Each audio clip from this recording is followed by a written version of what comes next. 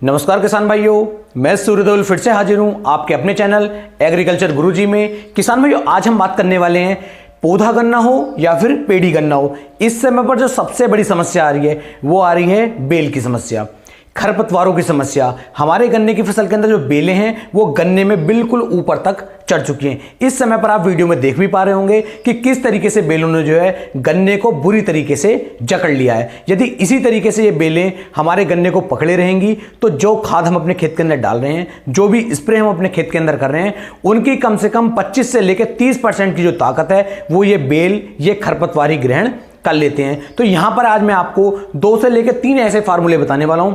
इन तीनों फार्मूलों पे यदि आप चलते हैं, तीनों नहीं लेने हैं, तीनों में से किसी एक का ही आपको उपयोग करना है। यदि आप इनके अनुसार चलेंगे तो जो ये बेलें, जो ये खरपतवार हमारे गन्ने की फसल के अंदर उग करके आए हैं, ये पूर्णतः 4 से लेकर 5 दिन के अंदर समाप्त हो जाएंगे। तो वीडियो में आप लास्ट तक बने रहें, जिससे कि मैं आपको एक सही और अच्छी जानकारी दे सकूं।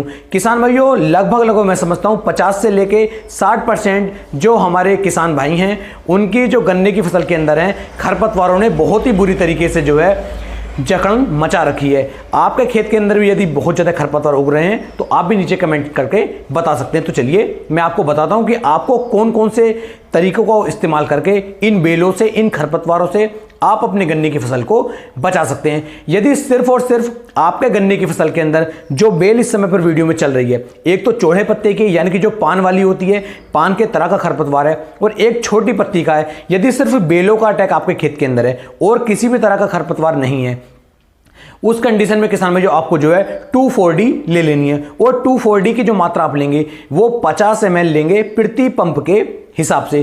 पंप लेना है किसान भाई आपको 15 लीटर वाला, तो 15 लीटर वाले पंप के अंदर आप 50 ml 2,4-D डाल दीजिए और इसी के अंदर लगभग 15 ml आपको स्टिकर की मात्रा भी इसके अंदर मिलानी होगी और इसका स्प्रे आपको अपने गन्ने की फसल के ऊपर करना है। लेकिन यहां पर एक बात का आपको ध्यान देना है, कोशिश ये करनी है कि जो हमारा गन्ना है उसके पत्तों पर और गन्ने पर ज्यादा मात्रा में स्प्रे ना हो पाए। कोशिश करनी है, ज्यादा से ज्यादा कोशिश करें कि पत्तों पर और गन्ने की जो हमारे गन्ना है उस पर ना हो, बेल पर स्प्रे ज्यादा हो, क्योंकि बेल पर स्प्रे होगा तो बेल पर इफेक्ट पड़ेगा और यदि गन्ने पर असर स्प्रे होता है तो किसान में थोड़ा बहुत असर हमारे गन्ने पर भी आ जाता है। तो कोशिश करके चलें कि सिर्फ बेल पर ही स्प्रे हो पाए। तो यदि आप बेल खत्म करना चाहते हैं तो बेल के लिए 2,4-D और स्टिकर, इन दोनों को आप मिला दीजिए, 100% बेस्ट रिजल्ट आपको देखने को मिलेंगे।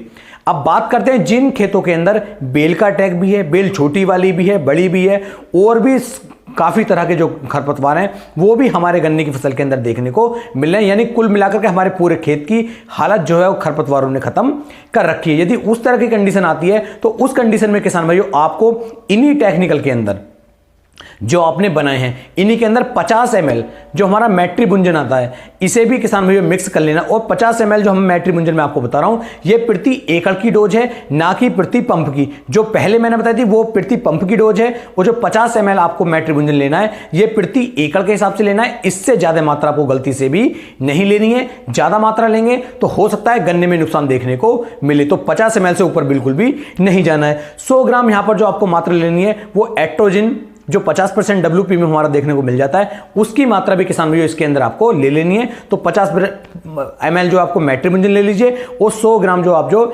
एट्रोजिन ले लीजिए 50% वाला। इन दोनों को भी आप मिला करके तैयार कर सकते हैं। और जो हमने अपना 2,4-D वाला फार्मूला बताया था वो प्रति पंप के हिसाब से, तो प्रति पंप के हिसाब से आप अंदाजा लगा सकते हैं कि आपको 1 एकड़ में कितने पानी की आवश्यकता पड़ेगी। कम से कम किसान भाइयों 200 लीटर पानी की आवश्यकता आपको पड़ने वाली है। तो 200 लीटर पानी के हिसाब से यदि आप चलते हैं, या फिर आप मान लीजिए 150 लीटर पानी के हिसाब से आप चलते हैं, तो 150 लीटर पानी के अंदर जो आपको 50 ml के हिसाब से लगभग 750 ml जो है 2,4-D की आवश्यकता पड़ने वाली है। यानी कि लगभग 1 लीटर आपको 2,4-D लेनी पड़ेगी और आपको स्टिकर लेना होगा, मैट्रिबुंजन लेना पड़ेगा, एट्रोजिन लेनी होगी, और इन सबको मिलाने के बाद यदि आप अपने गन्ने की फसल के ऊपर स्प्रे करेंगे तो सभी तरह के खरपतवार जो हैं गन्ने की फसल से समाप्त हो जाएंगे। लेकिन यहां पर ध्यान दें, गन्ने की फसल के अंदर नमी होनी आवश्यक है। यदि खेत में नमी नहीं होगी, खेत में आपने पानी नहीं दिया होगा, तो इससे आपको भारी नुकसान भी देखने को मिल सकता है। और दोबारा से मैं आपको सबको